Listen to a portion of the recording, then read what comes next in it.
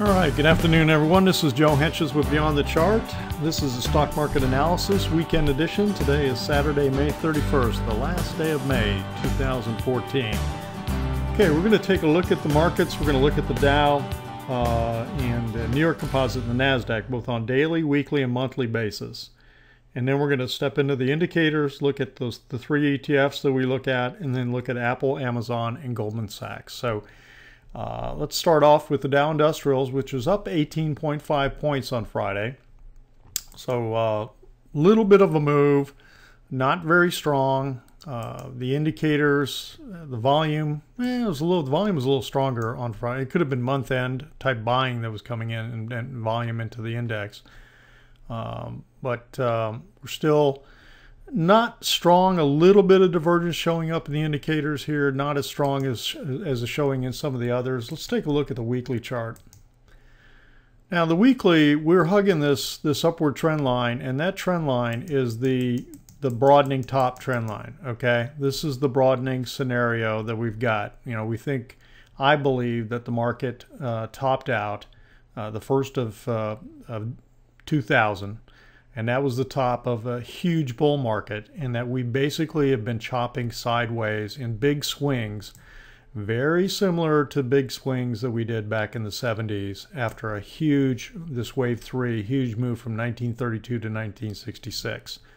Okay, and so now we had this huge move from here, the bottom in 1974, almost the beginning of 75, to 2000. And we're chopping sideways again. The problem is this is the end of the 5-wave sequence, okay? So we'll see how this plays out. But on a weekly chart, the Dow was up 110 points for the week. Small little bar. We are getting divergence in here, okay, showing up.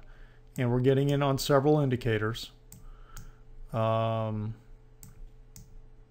It's hard to see in here because the DI blue, the blues meshed with the red.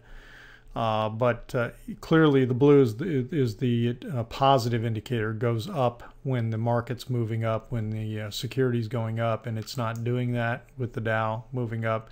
And the Dow, we've still got an ADX in here, even on a weekly basis. That ADX is 14, so there's no trend being signaled at all in this move back in here. Okay, on a monthly basis. Again, the broadening top is showing up with this trend line.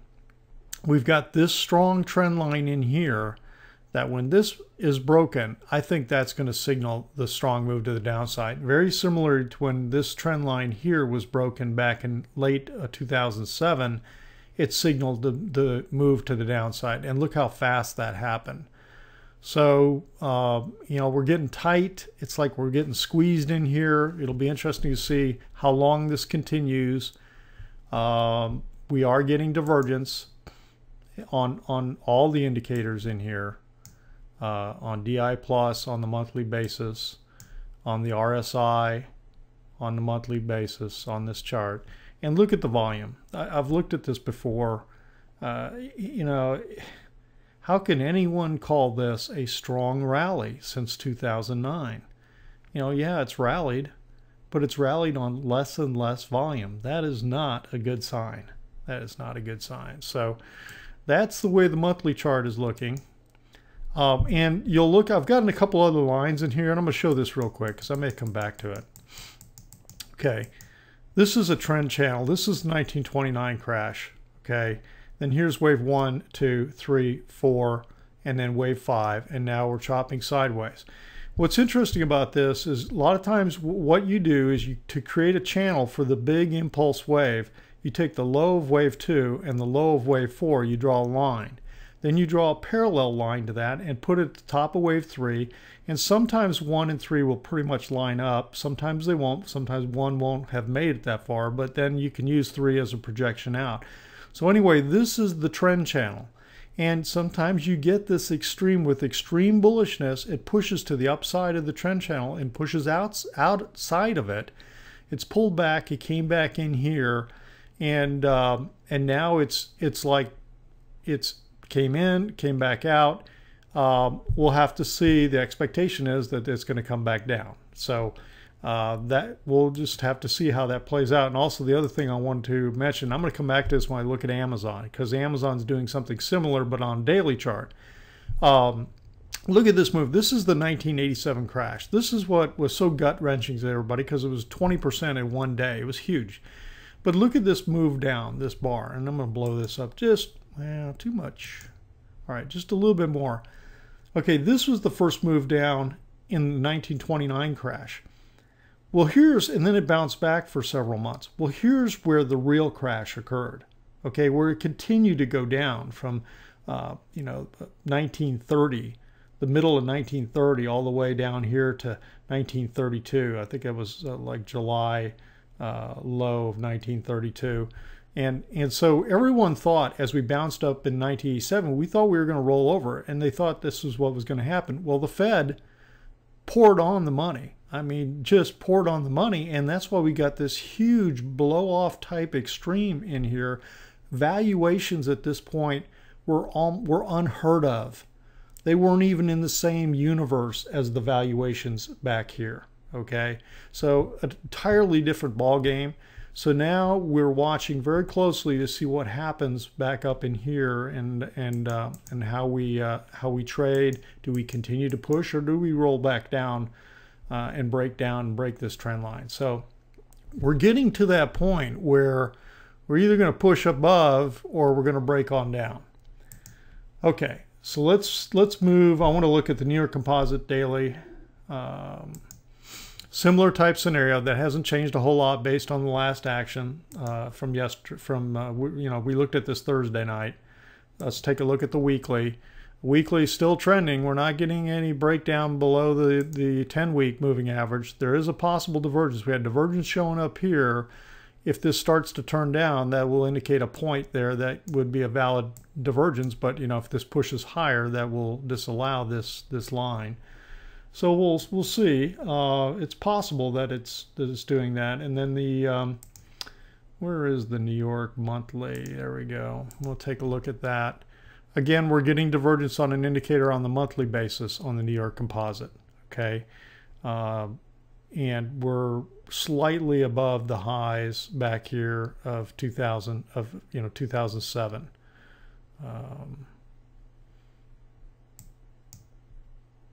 Okay, let's take a look at the Nasdaq real quick. Nasdaq Composite, is this the right shoulder? That's why I've got a question mark. We're not really sure. Some pretty tight little trading occurring in here. On a weekly basis, the Nasdaq has been down below the 10-week. 10-week's been below the 21. We popped up a little bit. The real question again is this a head and shoulders? Are we that's developing? We had pretty strong divergence in here. We did not get to an extreme oversold condition yet down here, but it's coming. It looks like it's coming back a little bit. So we're just going to have to watch to see whether the Nasdaq goes back up and tries to test the highs up in there. Next, Nasdaq on a monthly basis, you can see where it is in correlation with back at 2000, the blow-off peak 99, 2000 that happened. But we're not getting very slight divergence on the RSI indicator occurred between these 2 points in here. Very, very slight. But again, we're not breaking down yet. So, some mixed signals that we're getting. Okay, so that's Nasdaq. Let's go ahead and take a look. We're going to take a look at short-term trading indicators now.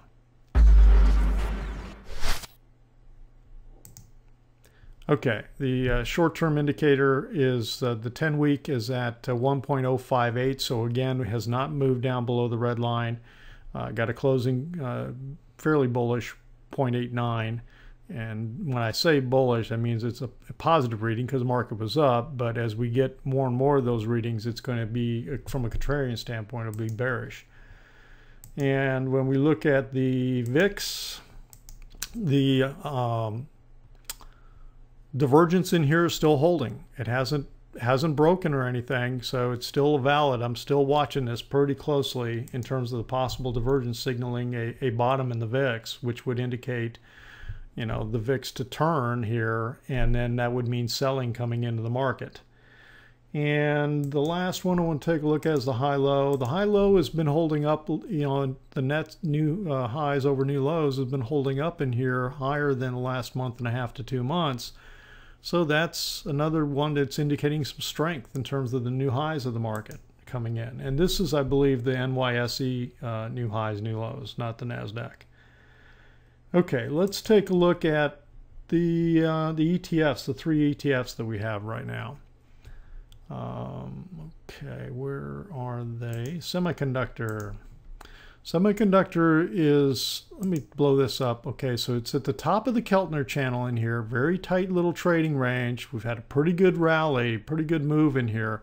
So this is not breaking down. This is not leading the market down by any means.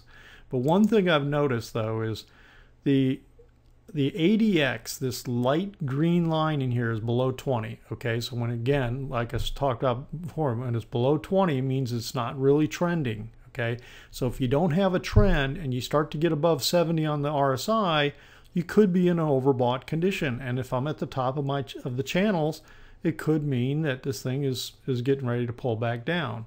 It's done that before. When it's non-trending, you get to the top of the channel, top of the band, top of the RSI, top of the bands, and then it sells off. So I'm going to be watching for that on the semiconductor ETF.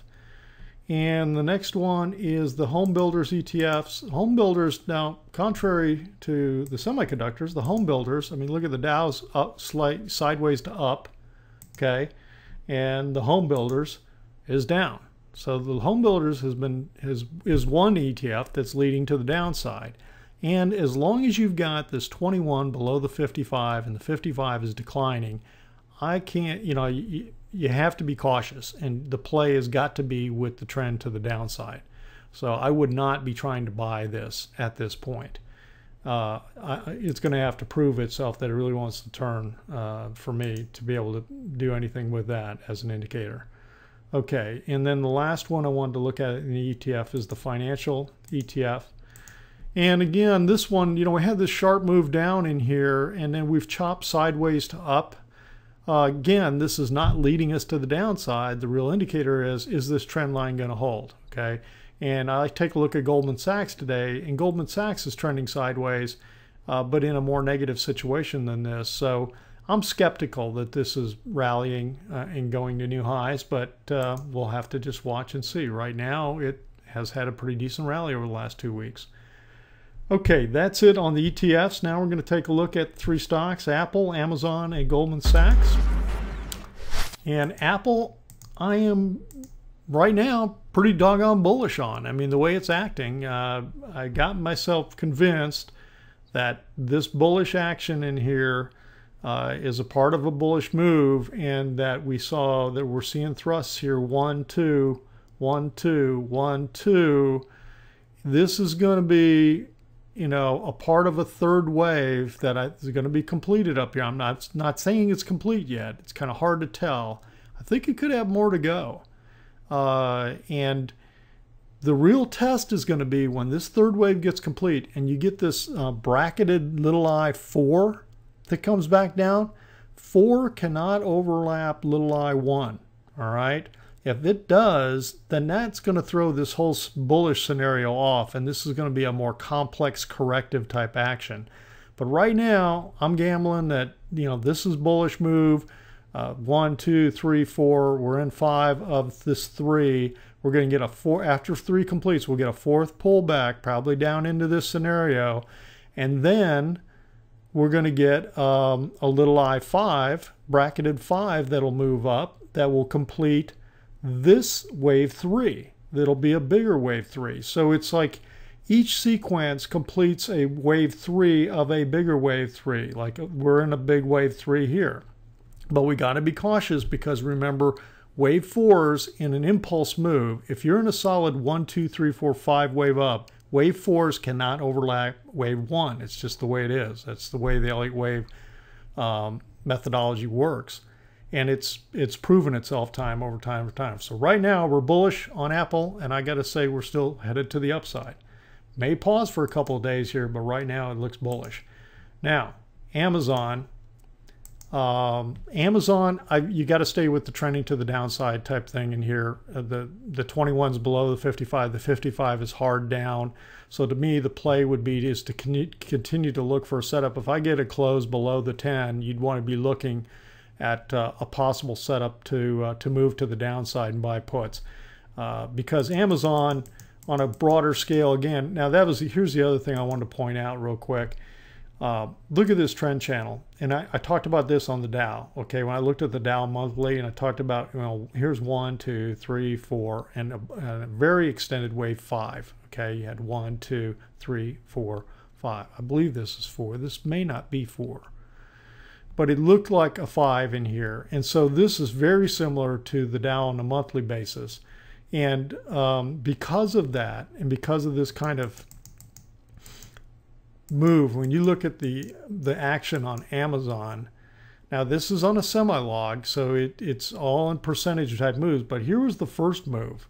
Okay, wave 1, wave 2, now we're in this big wave 3 that I think has just gotten completed, and I think this wave 3 completed up here. So we're literally correcting a pretty good wave 3 with this wave 4 here that we're in, corrective move.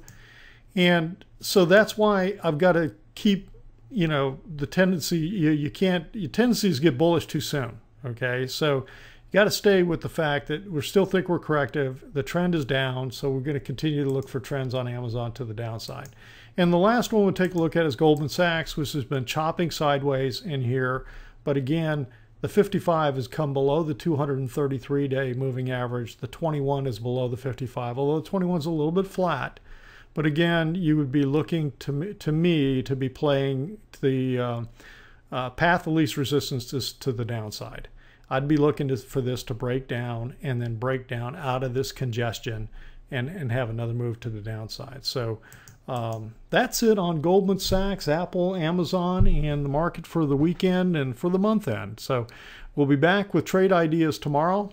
Thanks for stopping by. This is Joe with Beyond the Chart. And as a reminder, I'd be extremely grateful if you'd share the post, share the video on social media. If you're a subscriber, please send the email to a friend, let them know.